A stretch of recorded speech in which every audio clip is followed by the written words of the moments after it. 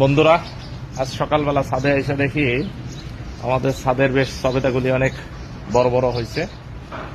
তো ভাবছিলাম যে দুই একটা পারা যায় কিনা। তো আমার মিসেস রেবা বলতে আছে যে না, আরো দুই একদিন থাকুক। তো ইতিমধ্যে আমরা দেখতেছি ওখানে একটা পাখিতে একটা সবেদা খেয়ে ফেলাইছে। তো ভিতরে কত চমৎকার টকটকা হয়েছে।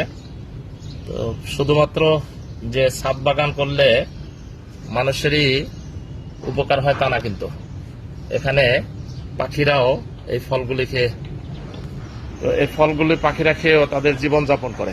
অতএব পাখি যেমন পরিবেশের ভারসাম্য বজায় রাখে, তাই পাখির জন্য খাদ্যের ব্যবস্থা করা।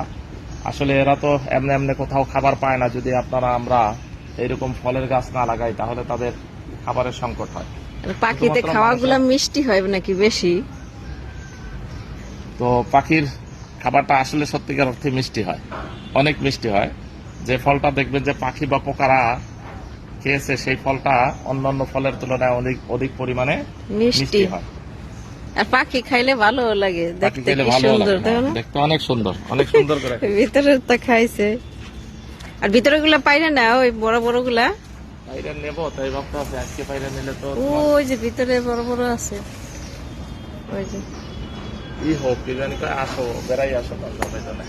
আচ্ছা, ওই ভিতরে অনেক বড় বড় হয়েছে। নষ্ট হয়ে যাবে না। এই যে ওই যে ওই একটা হয়েছে অনেক বড়।